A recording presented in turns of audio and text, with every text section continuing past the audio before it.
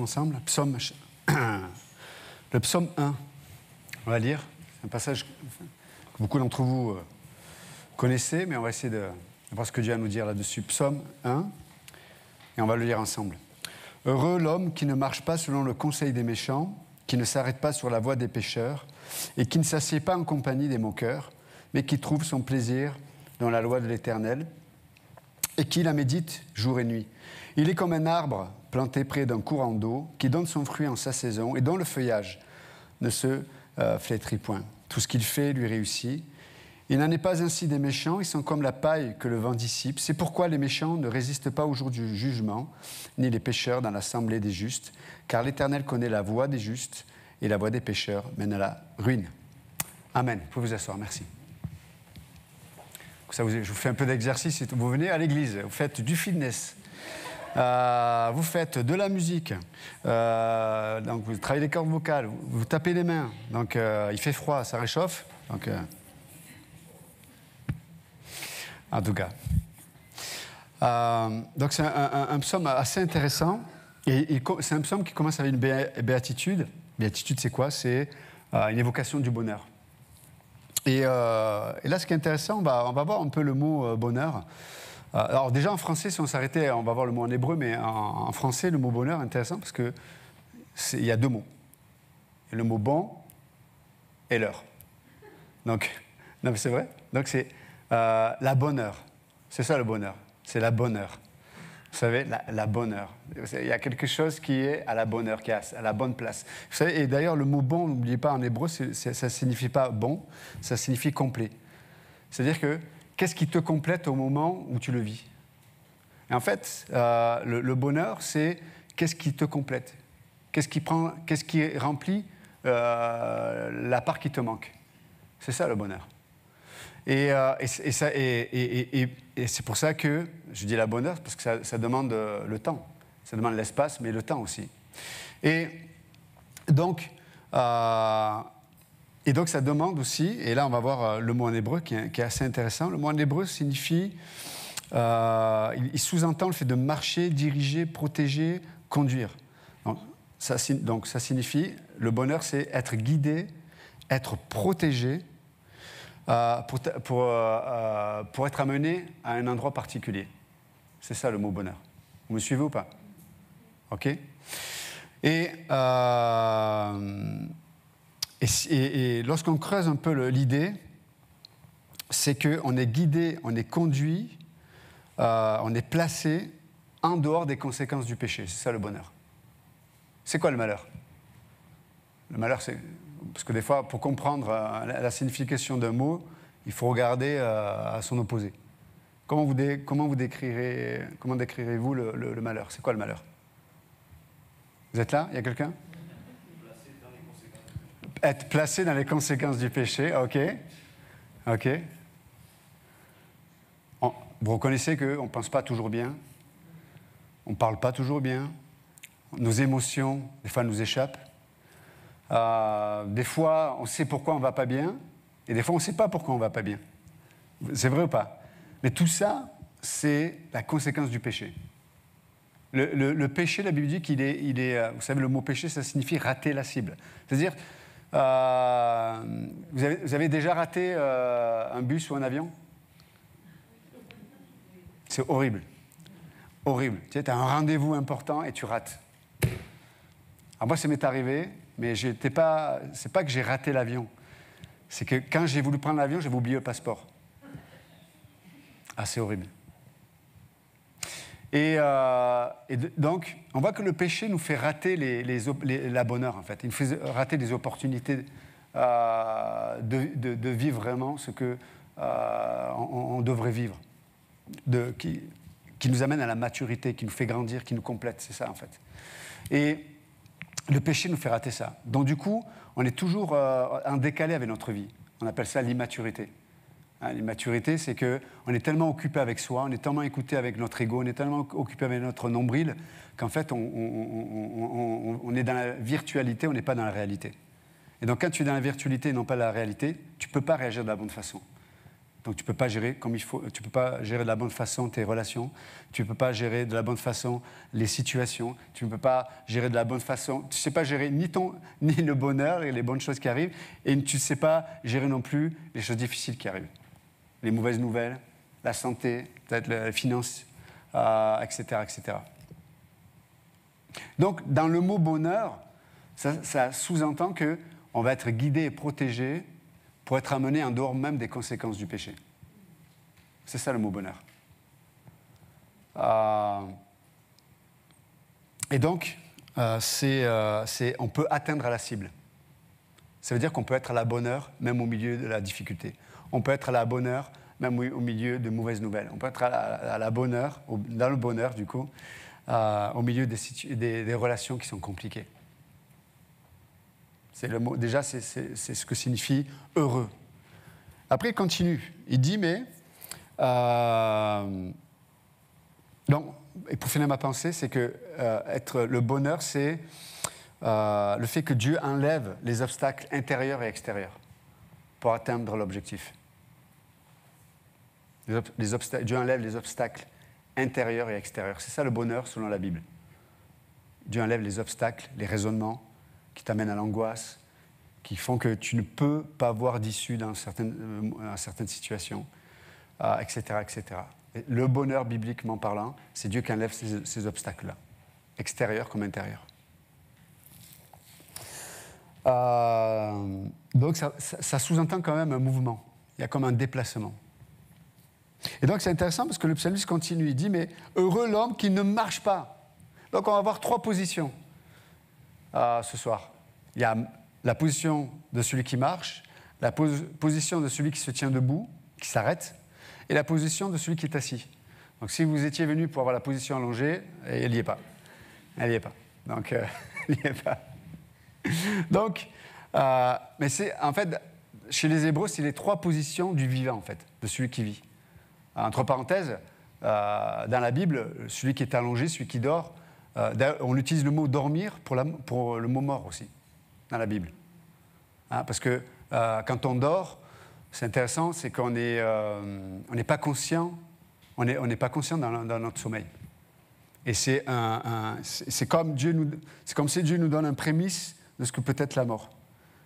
Tu te couches et ta conscience, elle t'échappe. Oui ou non? C'est vrai? Et de temps en temps, on a des bribes avec des rêves ou des cauchemars ou des trucs comme ça. Mais en fait, je ne sais pas, si on dort entre 6 et 8 heures, on se souvient que pas grand-chose en vérité. C'est vrai? Donc, mais là, ce sont les 3 positions du vivant. Marcher, celui qui s'arrête et celui qui s'assied.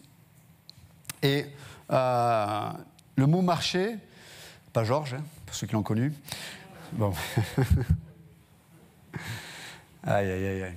Moi, ce qui me fait rigoler, c'est vos commentaires, quoi. Oh, c'est comme ils étaient outrés, tu sais.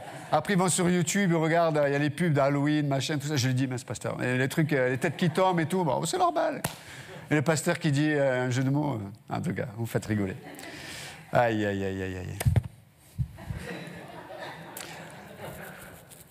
Ok. Ne pas marcher. Donc déjà, juste avant de voir le mot pour marcher en hébreu, il y a juste s'arrêter sur le mot méchant. D'après vous, quel serait on va dire, l'opposé du mot du méchant? Gentil. Dans la Bible, non, c'est pas le gentil, non. Parce qu'en plus, dans le Sud, tu sais, on dit il est gentil, c'est-à-dire il lui manque une case, mais où il est... Non, c'est pas celui-là. Non, l'opposé du mot méchant dans la Bible, c'est le mot juste, en fait. C'est le juste. Ouais, le juste. Et c'est quoi le juste? Ouais. Il veut dire, moi, je suis venu à l'église, je dis, il faut y réfléchir. J'ai travaillé toute la journée, moi. Non, le juste, c'est celui qui cherche la volonté de Dieu. C'est ça. Le juste, c'est celui qui cherche la volonté de Dieu et vivre la volonté de Dieu. OK? Pourquoi? Parce que le juste, c'est ce qui est... Il sait où trouver le bonheur. Le méchant, il ne sait pas où trouver le bonheur. Il picore, à gauche, à droite, il prend, il tire la couverture de son côté, mais il n'est jamais réellement heureux. Et c'est pour ça que la fin du psaume, il le dit. Le bonheur du méchant, il est comme la feuille qui vole au vent. Il était là, il est là, il n'est plus là. Il est là, il n'est plus là. Triste. Donc, mais là, il est dit que le juste, c'est celui qui cherche la volonté de Dieu. Et c'est pour ça qu'on relie toujours le juste à la parole de Dieu. Pourquoi ? Parce que pour connaître la volonté de quelqu'un, il faut connaître la personne. Vous êtes avec moi ou pas ? Je ne peux pas reconnaître la volonté de quelqu'un si je ne connais pas la personne. Okay ? Ou alors je vais le juger peut-être de la mauvaise façon. Vous comprenez ? Donc, le juste, il cherche dans la parole de Dieu le caractère de celui qui veut lui faire vivre sa volonté. Donc, en tant que croyant, on cherche quoi ? On étudie la Bible, on lit la Bible, on écoute, mais on veut connaître le cœur de celui qui a une volonté. Et du coup, quand tu connais le cœur de Dieu, tu n'as pas peur de sa volonté. Vous êtes avec moi ? C'est comme aujourd'hui, on vous dit il faut se faire vacciner. Ouais, mais je ne sais pas qui me demande de me faire vacciner. C'est quoi ses intentions ? Est-ce que c'est vrai ? Et puis il y a les médias, machin, etc. En fait, du coup, tu es dans le doute, tu es dans la crainte. Pour certains vont dire non, mais c'est bon, il n'y a pas de problème. D'autres vont dire non, mais il ne faut pas. Tu vas avoir des positions diverses et variées, oui ou non ? Parce qu'il y a une volonté qui est exprimée, qui est imposée, là en l'occurrence, et tu ne sais pas ce qu'il y a.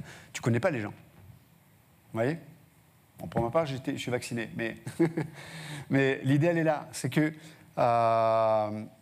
Dieu, il ne veut pas nous parler de sa volonté seulement. Il veut nous faire connaître son cœur, afin que nous trouvions sa volonté, bonne, agréable et parfaite. Vous voyez ce que je veux dire ? Non, le juste, c'est celui qui scrute, qui cherche. Le juste vient là, il écoute, il dit mais qu'est-ce que Dieu va me dire de lui-même ? Alors, on peut venir à l'église en disant « Qu'est-ce que Dieu peut me dire de moi-même ?» Pourquoi pas ? Mais si tu veux savoir qui tu es, il faut d'abord, c'est la sagesse biblique, il faut d'abord savoir qui Dieu est. Que quand tu te concentres sur qui Dieu est, tu vas avoir l'oreille pour entendre ce qu'il dit de toi. Et quand tu as l'oreille pour entendre ce qu'il dit de toi, tu peux avoir un cœur bien disposé pour recevoir ce qu'il veut faire dans ta vie pour te transformer. Donc, ça c'est le mot juste, le contraire du méchant. Mais l'idée, elle est là. Donc, il dit que, l'Écriture dit, mais heureux l'homme qui ne marche pas selon le conseil des méchants. Donc, le mot marcher, ça signifie, en gros, c'est, chez les Hébreux, le mot marcher, c'est la façon de vivre. Mais plus précisément, si on voulait être plus pratique, c'est le but général de ta vie. C'est quoi le but général de ta vie ? C'est ça, marcher. C'est que tu as déterminé le but général de ta vie. Tu as déterminé le pourquoi tu fais ceci ou le pourquoi tu fais cela. Vous êtes avec moi ? Et là, il y a quelqu'un qui, pour qu'il soit heureux, il faut qu'il ne marche pas selon le conseil des méchants. Pourquoi il commence par le négatif ? Pourquoi le psalmiste aurait pu dire « heureux l'homme qui marche » et puis bababim, bababa. Non, pourquoi il commence par les choses négatives ? Parce que, en vérité, on l'a toujours dit ici, c'est toujours plus facile d'entendre et de recevoir tout ce qui n'est pas la pensée de Dieu que le contraire. La pensée de Dieu, il faut la chercher. La pensée des hommes et la pensée du méchant, elle vient à toi, sans que tu ne fasses rien. Tu n'as pas besoin de transpirer, ça vient. Vous comprenez ? C'est pour ça qu'il commence par ça. Il dit « Heureux l'homme qui ne marche pas selon le conseil des méchants ». C'est-à-dire que si tu n'as pas cette violence envers toi-même, tu vas être imprégné par la pensée du méchant. Le conseil du méchant va être ton conseiller. Et comment on le voit ? Ta façon de parler, ta façon de gérer tes décisions, tes priorités. Et on va le voir par rapport à tes fruits. Tu as semé beaucoup de choses, tu as fait beaucoup d'efforts dans plein de choses. Je me suis investi dans cette relation, machin, etc. Puis au bout de quelques temps, boum, tu perds tout contrôle. Qu'est-ce qui se passe ? Peut-être tu as pas construit avec la sagesse de Dieu, mais tu as construit avec le conseil des méchants. Vous comprenez? Mais pour revenir un peu à ce mot-là, marcher, c'est important de se poser la question. Mais c'est quoi le but général de ma vie? C'est quoi, pourquoi je vis? Vous êtes posé la question? En tant que croyant, c'est simple parce que Dieu nous aide avec ça. Hein, Paul va dire simplement, Christ est ma vie et la mort m'est un gain. C'est pas un beau projet, ça? Donc, pas la mort, mais Christ est ma vie. D'accord? Pour un croyant, un chrétien, le but de notre vie, notre marche, elle doit être pour connaître Christ. C'est ça le but de notre vie. Après, ça va se décliner dans plein de réalités pratiques terrestres, il n'y a pas de problème. Mais si j'arrive à déterminer le pourquoi je vis, je vais comprendre le pourquoi je fais ceci et pourquoi je ne fais pas cela, etc., etc. Et tu vas, du coup, voir la vie, le défilement de ta vie, ça va être comme une succession d'opportunités d'accomplir ton objectif, qui est de connaître Christ. Vous comprenez? Et du coup, par exemple, parce qu'autrement, si tu n'as pas bien déterminé ton objectif, les opportunités que Dieu t'envoie, tu ne vas pas les voir comme des opportunités. Mais tu vas les interpréter comme des éléments qui t'empêchent de vivre.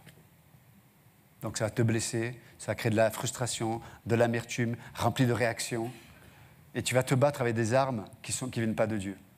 Tu vas critiquer, tu vas déprimer, tu vas être angoissé, tu vas être rempli de tics, de tocs et de... Ils ont fait TikTok d'ailleurs, tiens, c'est bizarre. Mais bon, je connais pas TikTok, mais ça sonne bien. Hein, ça va bien avec le truc. Mais en tout cas, mais l'idée, elle est là. C'est que quand tu comprends ça, mettons que voilà, tu as une amitié ou des relations, et puis il va y avoir une situation où tu vas devoir trouver l'opportunité de rencontrer la nature de Dieu. Parce que ton but, c'est de connaître Christ, oui ou non? Mais peut-être qu'il va y avoir une situation, il va falloir pardonner. Et toi, tu n'as pas envie de pardonner. Pourquoi? Parce que tu as raison dans la situation. Vous avez déjà eu des situations où vous avez raison? En vérité, même quand on a tort, on a l'impression d'avoir raison, non? Mais Dieu nous dit, OK, moi, j'utilise cette situation pour t'enseigner le pardon. Moi, j'utilise cette situation pour t'enseigner, par exemple, la patience. Moi, je vais utiliser cette situation pour t'enseigner la sainteté, par exemple. Donc, tu vois, chaque situation qui te semble être négative, tu vas les voir comme une opportunité.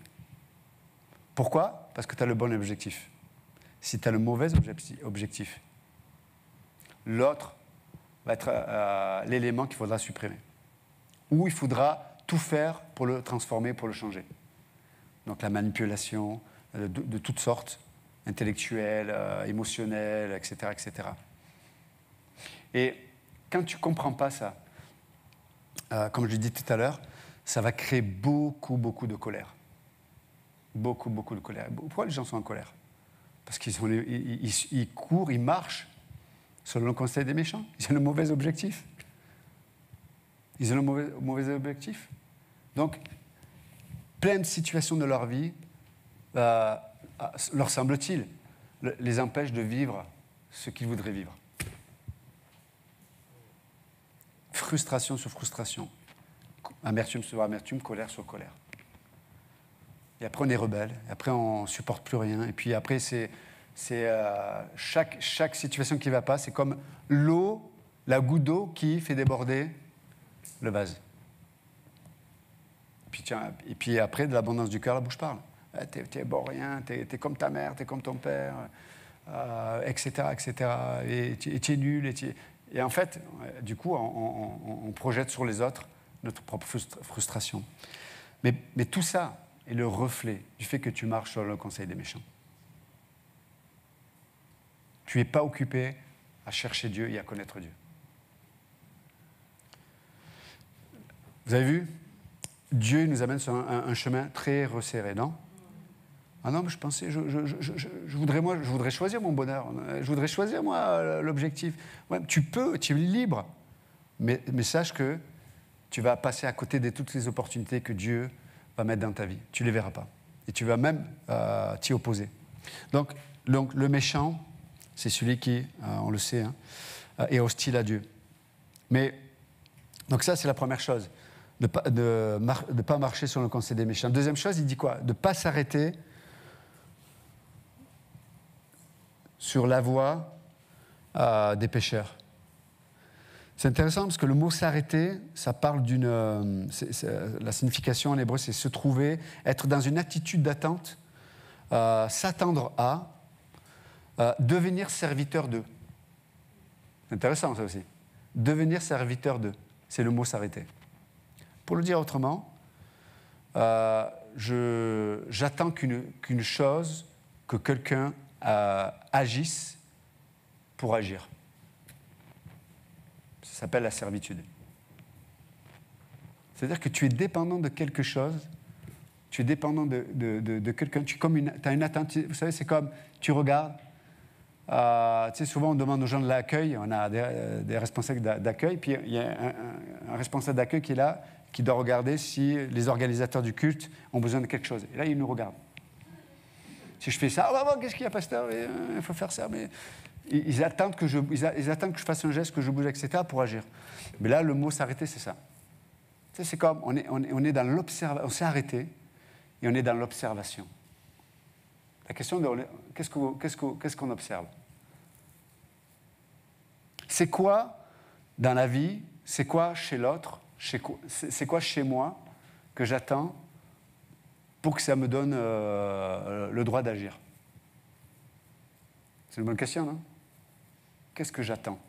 C'est pour ça que dans l'Écriture, il est dit que le juste, il s'attend à l'Éternel.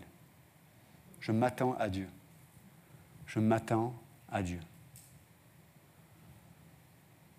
Si je m'attends aux autres, si je m'attends à l'homme, mes amis, vous allez souffrir. Hein? Si vous attendez que le 31 décembre, vous preniez les bonnes résolutions pour changer, vous allez être déçus. Hein?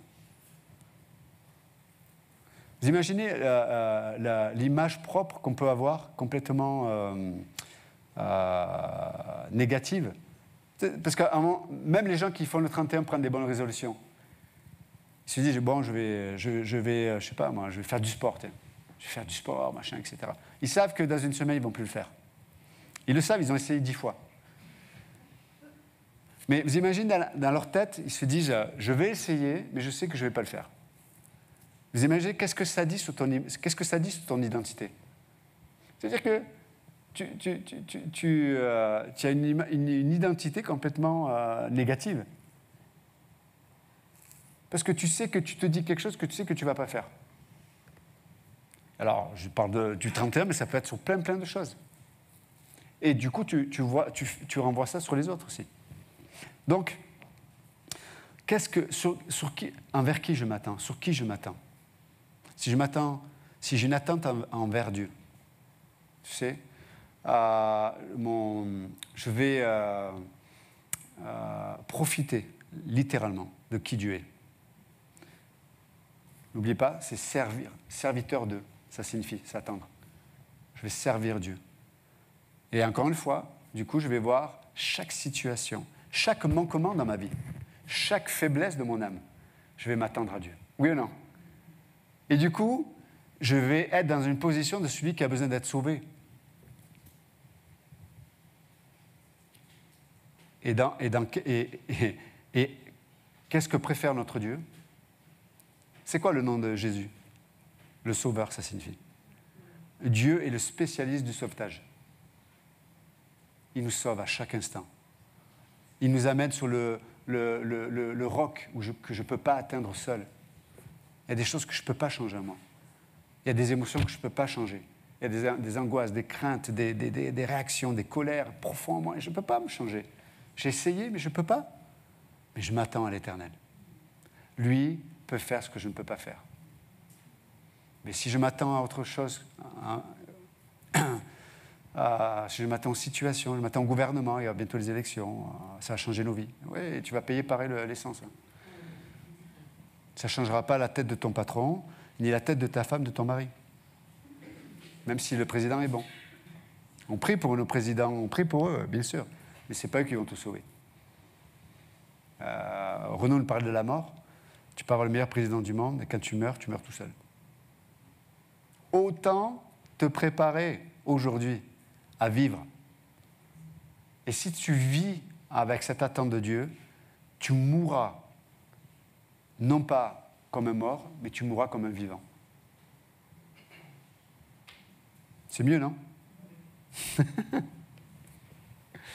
Ok. On continue? Vous avez encore un peu de... Allez, on continue. Le mot chemin, c'est lié du coup, hein, ça signifie... c'est une trajectoire virtuelle, parce que évidemment c'est poétique là, dans l'idée, le chemin. Bien sûr, si je dois aller, je sais pas moi, à Bordeaux, je vais sur je sais pas, Mappy ou c'est Mappy, Papy, non c'est pas Papy. Je vais pas demander à mon père. Il était pêcheur sur la mer, il se débrouille bien. Mais si vous êtes sûr d'être perdu.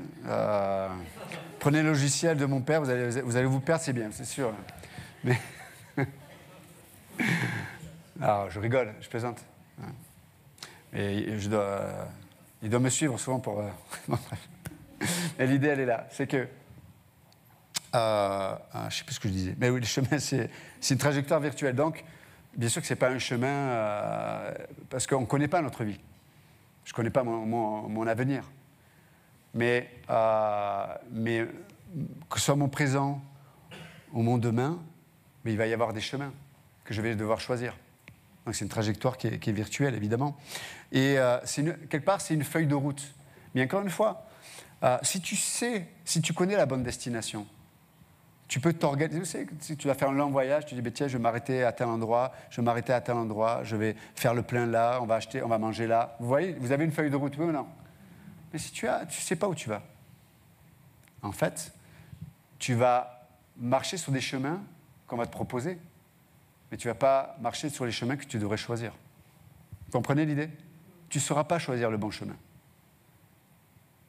Tu ne sauras pas choisir la bonne étape. La bonne étape. Et il y a des gens, du coup, comme ils ne savent pas, ils n'ont pas la bonne destination, ils ne choisissent pas la bonne étape, ils ont une tête dure comme ça. Et dans ce monde aujourd'hui, on dit, mais si tu as une tête dure comme ça, c'est que tu as du caractère. Non, tu es stupide.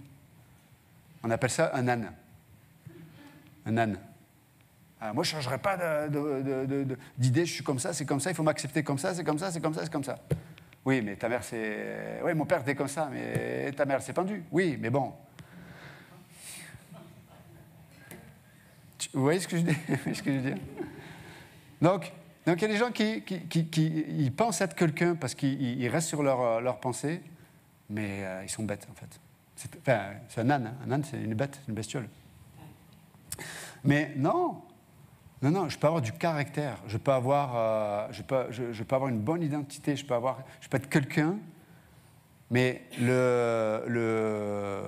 en philosophie, le mot pour intelligence, c'est s'adapter. Donc quand tu es intelligent, tu sais t'adapter. Quand tu es dans la bonnerie, si tu changes la première lettre par celle d'après, tu ne vas pas t'adapter. Tu ne vas pas t'adapter. Je vois qu'il y en a qui sont en retard là, mais ils ont compris. Il y a quand même un décalage. C'est comme... c'est le Wi-Fi. Mais... Donc c'est ça un peu l'idée. Donc le mot chemin, du coup, c'est si j'ai la bonne destination, du coup, je vais choisir ce qui va m'influencer. C'est ça le chemin. Le chemin, c'est choisir les opportunités, où je choisis les éléments qui vont m'influencer. C'est comme aujourd'hui, on appelle ça les youtubeurs, là. C'est les influenceurs. Ouais, vous avez vu? Je suis branché. Et l'idée, elle est là, c'est que on doit choisir qu'est-ce qui va t'influencer. De la bonne façon, tu vois. Donc, si tu sais où tu dois aller, tu vas choisir Parce qu'il y a tellement d'opportunités, il y a tellement d'influenceurs dans ce monde, oui ou non? Mais comme tu connais la destination que tu vas atteindre, tu vas choisir les bons chemins, les bonnes influences. Ça, c'est comme tes parents, ben, tu veux choisir les bons influenceurs pour tes enfants. Ils vont être influencés. C'est pas vrai de dire oui, mais non, ils vont être influencés. Et quand ils deviennent ados, ce qui les influence le plus, ce n'est pas les parents, c'est les amis. Donc il faut être sûr qu'ils soient entourés de bons influenceurs. Autrement, même si tu leur lis la Bible 24 heures sur 24, même si tu es sur eux, même si tu leur interdis tout ce que tu veux, ils vont être influencés. T'en fais pas. En plus, avec Internet, machin, tout ça, c'est mort. Donc autant les accompagner vers les bons influenceurs. Au lieu juste de leur dire, en mettant des panneaux interdits partout, mes amis, si vous faites ça, c'est une bombe à retardement que vous vous préparez. Vos gamins, vous allez créer des hypocrites. Mais en plus, dès qu'ils auront l'opportunité de vivre leur vie, ils vont le faire. Par contre, si vous les influencez et vous les poussez vers les bons influenceurs, vous êtes avec eux, etc., vous êtes une équipe, vous êtes ensemble. D'accord? Et je ne dis pas ça comme un maître, je n'ai pas d'ado, mais je travaille avec des enfants et des adolescents depuis 30 ans. J'ai un peu d'expérience. Pas beaucoup, mais un peu. Donc l'idée, elle est là, c'est vraiment important. Vous savez, je vous avais donné l'exemple la dernière fois, vous vous souvenez? Du papa, où sa fille, l'adolescente, elle sort de sa chambre avec une robe. Elle est tellement courte que le papa, il se dit, mais t'as oublié de mettre la robe, il n'y a que la ceinture.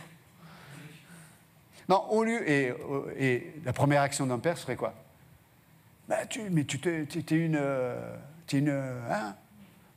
C'est n'importe quoi. Non, si tu fais ça, elle va te dire oui. Puis elle va te détester, quoi. Non, tu dis, viens ma chérie, tiens, je voulais discuter d'une chose avec toi, viens t'asseoir sur le fauteuil. Puis elle va s'asseoir sur le fauteuil, déjà la robe elle va revenir là, elle va tirer, tu dis, mais ma chérie, t'es pas bien là? Elle dit, oui, c'est vrai. Elle est pas bien cette robe. Non, c'est vrai qu'elle est un peu courte. Ah, elle est un peu courte. Non, c'est ta fille qui va te dire que la robe est trop courte.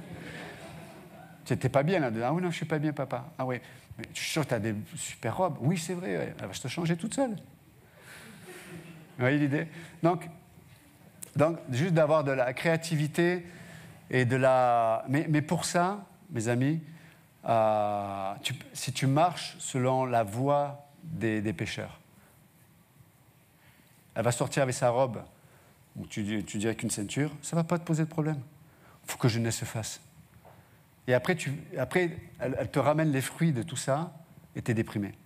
Mais je ne comprends pas, elle est rebelle, elle ne veut pas obéir, elle ne veut pas travailler, elle ne veut pas ceci, elle ne veut pas cela, voilà. On t'appelle, monsieur, c'est le commissariat. Ah bon? Mais oui, c'est pour votre fils. Mais mon fils, il est impeccable, il est parfait. Non, il est au commissariat. Ah bon?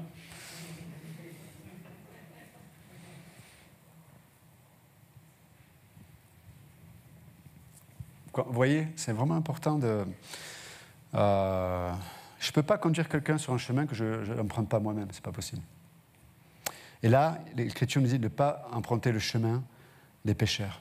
Et pour finir, je ne vais pas être lent, c'est ce qu'on dit dans ce cas-là, mais la troisième position, c'est s'asseoir, ce que vous faites ce soir.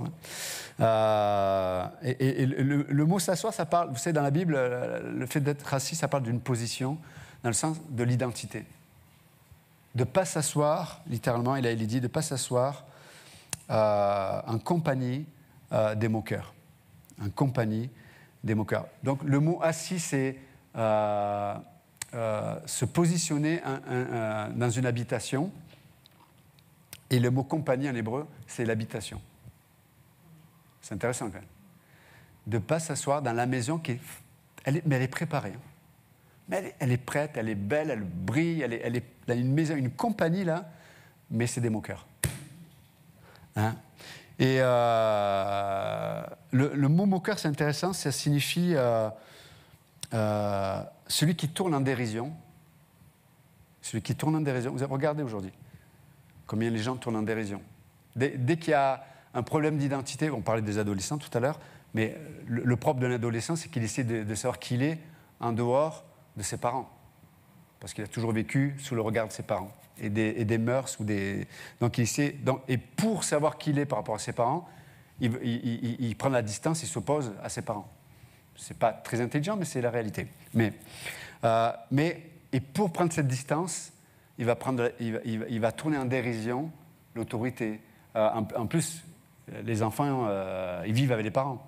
Donc ils voient, ça fait des années qu'ils ont déjà vu les faiblesses de papa, les faiblesses de maman, ils savent.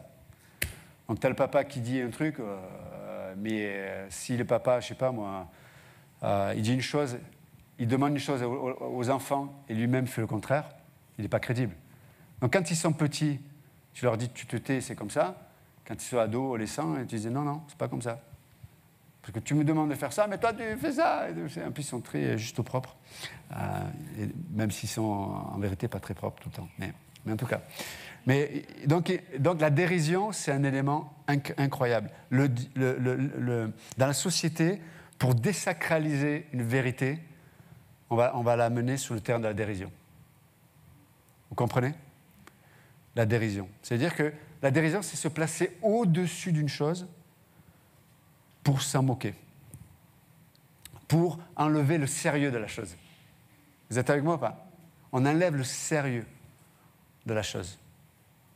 Moi, fais attention, tu devrais, fais gaffe, je reviens à les ados, mais fais attention, ne traîne pas avec un tel, etc. Mais préserve-toi, tu as de la valeur, tu n'es pas obligé de coucher à gauche, à droite. Non, tout le monde le fait. Non. Ne regarde pas certains. Quand on voit aujourd'hui que les jeunes à 10 ans, 9 ans, 10 ans, ils ont déjà vu plein de pornographie. Vous croyez que ça ne va pas les influencer dans leur relation avec, quand ils sont jeunes, leur conscience n'est pas mature encore. Mais quand ils vont rentrer dans la réalité, quand leur conscience et la réalité vont devenir un, comment ils vont vivre les relations, le mariage, l'engagement? Comment ils vont vivre l'intimité, les relations intimes? Parce que la chose la plus précieuse qui est l'intimité, c'est devenu juste un objet de consommation, comme tout le reste. On enlève la valeur de tout. C'est terrible. Et c'est ce que fait le moqueur. Et la maison est prête, elle est belle. Donc, ce n'est pas ce que Dieu veut. Donc, juste pour finir, et qui trouve son plaisir dans la loi de l'Éternel. Il y aurait plein de choses à dire là-dessus, mais je n'aurai pas le temps ce soir. Je vais vous laisser avec tout ça. Juste, rejoignons Dieu dans son cœur, de nous dire, j'ai une destination pour cette vie, ici-bas. Et c'est là où tu vas trouver ton vrai bonheur. Non pas un bonheur futile, non pas un bonheur vide, non pas une coquille vide, où tu vas te battre, tu vas devoir toujours te battre pour que la chose soit maintenue, mais ça va t'user, ça va te détruire. Non, le bonheur que Dieu te propose, c'est lui qui le tient. Il est sûr et c'est reposant. C'est reposant. Amen. Notre Dieu, merci encore ce soir pour ta parole. Voilà, tout ce qui venait de toi, Seigneur, puisse toucher nos cœurs, nous faire grandir dans ce but. Le but des buts, c'est vraiment de te connaître, toi le seul vrai Dieu. Nous t'aimons et t'adorons, Seigneur. Dans le nom de Jésus, nous prions. Amen. Bonne soirée, merci.